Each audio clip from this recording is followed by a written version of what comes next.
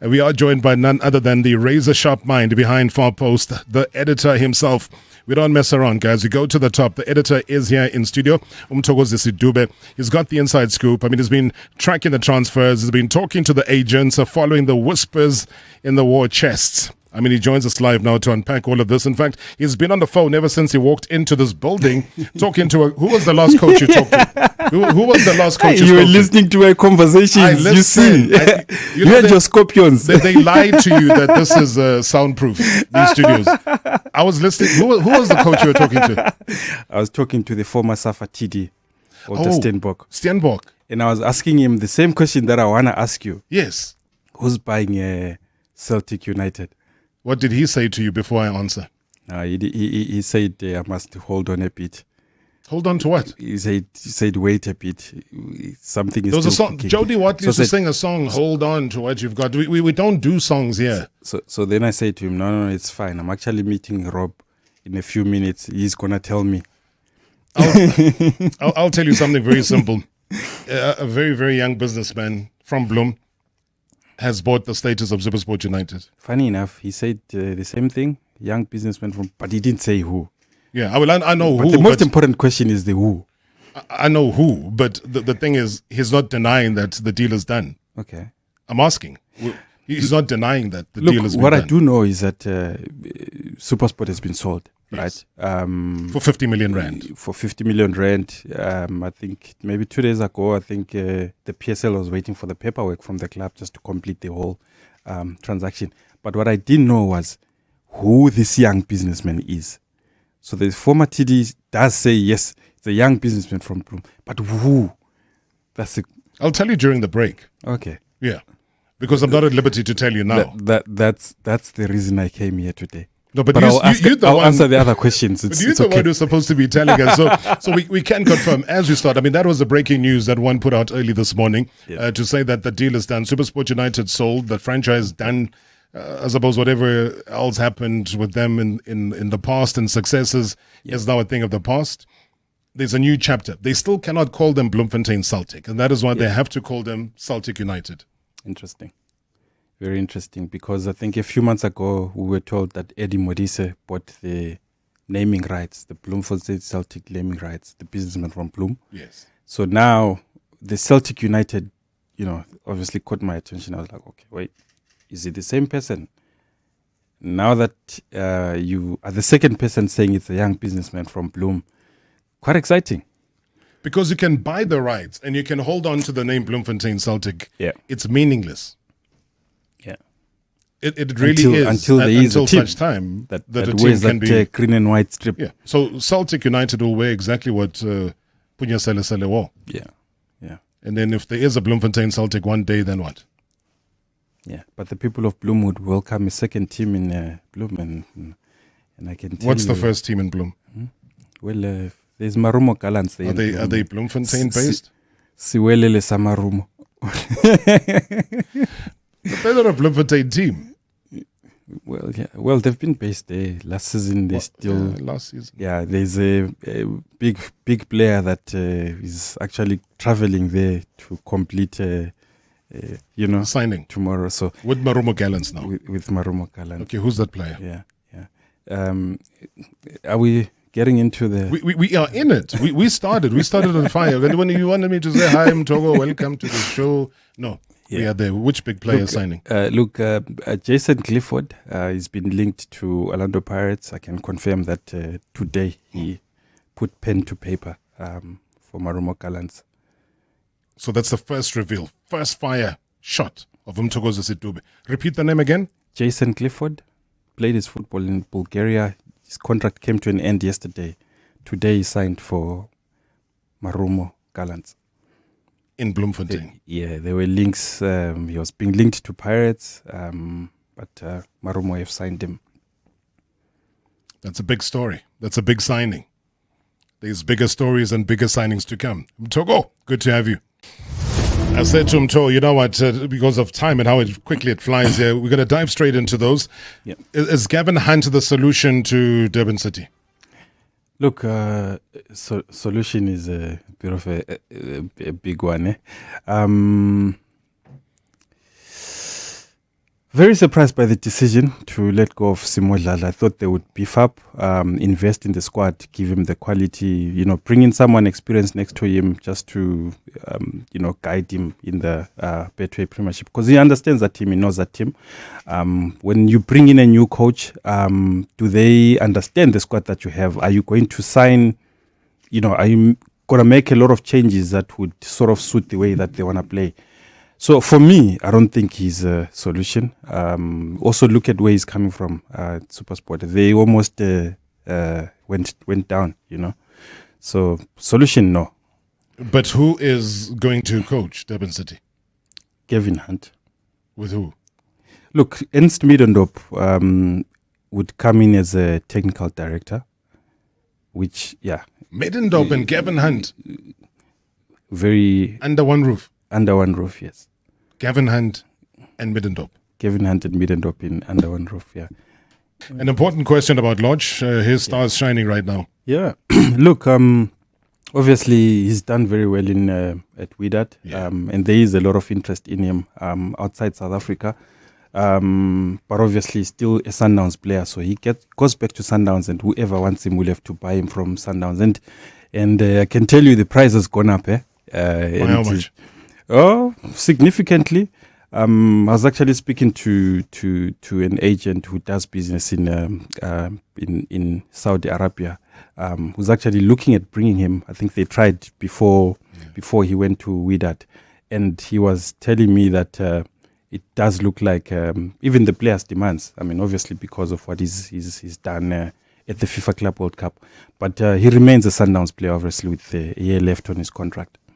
And obviously he would not play for Sundowns because I think that is done for him. He would always welcome a move outside of Sundowns, which is what it looks like it's going to be happening. Basadine, any news? Look, Basadine as well, there is interest from Sundowns. He's definitely a player that they are looking at, but nothing concrete at this point. I know previously there was links with Chiefs, but Chiefs have gone and they've signed Nkanso Shinga, from Alveca in Portugal. Paid quite a good sum. I know Chiefs fans have been saying their team doesn't ban, but they did pay a transfer fee, for the 25-year-old left back Nkanso Shinga. Mike Macabre, this is a very interesting one because there was always this talk that, but it's obviously nothing scientific. It's just fans who've always pointed a finger at Mike Macabre and said that he hates Kaizer Chiefs. Those are the words. Mike has had to deal with that many a time, the hate word. And then all of a sudden, a player that he's now saying he could have taken to Orlando Pirates lands at Kaizer Chiefs because the player wants to go to Kaizer Chiefs and the deal is done. Yeah. Very interesting because I think on the 30th of April, I interviewed Ethan Chislett. He was still a Port Vale player at the time. And he did say to me, listen, where I am now, I feel it's the right time for me to come back to South Africa. There's a very interesting story around his return to South Africa. His grandfather passed on early this year. He played for the South African national team. His father shed a tear as we spoke about, because I was asking him to say, but why now? Because there's interest for Ethan in Scotland. Motherwell wanted him in Scotland. Wigan Athletic wanted him in England. Why now? And he did say that the club that he would love to play for is Kaizer Chiefs. But obviously there were other offers. Kukuna United were very, very close also, but eventually it was Chiefs that got him. I do know Mike has spoken about Pirates and Sundowns, or I think Sundowns, but the player initially indicated that he really wanted to go to Chiefs, and so I don't think that is true that Mike doesn't like Chiefs, but you know how football fans are. Monyane, has he been unveiled officially? Look, Monyane has not been unveiled officially, but I've got Scorpions as well. They tell me that he's doing very well, in their training. In fact, one of my Scorpions was telling me that this guy could actually prove to be the best signing that Chiefs have made if he obviously stays injury free. Comes in that right back position. I think they really wanted to fill it. And where he's coming from, one feels that he was looked at as a a player from development, never really given that respect. But now he's in an environment where he wants to prove himself, and there's excitement inside, Kaizer Chiefs. When you speak to football players, when a new player comes in, they will tell you, no, Lengwenye Mnandi, or Lengwenye. Yeah, no, they are saying Monyane is looking really, really good. And I think what he's doing as well, outside of what they do at training, he's been visually and visibly doing his own training. Yeah. Taking it to such an extent that they, some of these players even end up doing yoga and things that we never dreamt we would see them doing. But it's that effort that I always say that makes a big difference. What about Mako? Look, Paseka Mako as well. He's been training with the team. Of course, both of them haven't been, unveiled. Preparing obviously for the preseason camp, which I think they're leaving on Thursday for the Netherlands. But yeah, look, it's gonna be a bit tricky for him. He needs to stay injury free. There is competition. A younger player in Kaizer Chiefs who's 25. So he needs to stay injury free. Sure. To be able to compete in that position. I do know he has a slight knock, but look, hopefully he's able to fight and prove that he's still good. I mean, he's played in Bafana before. When you play for a Kaizer Chiefs, there's not too many players that have made it into Bafana. So he will have to prove himself and get back into the national team. You ready to fire? Yeah. So quite interesting. I'm just gonna start with the one very interesting one. I can confirm that Justice Figueiredo has arrived in Port Elizabeth to join Chippa United. A lot of changes that Chippa is making. They've brought in a youthful sporting director, Sinesi Pomali. Brought in a youthful coach, Themba Badela. So yes, Figueiredo reuniting with Themba Badela, who's assisted by Musa Nyatam.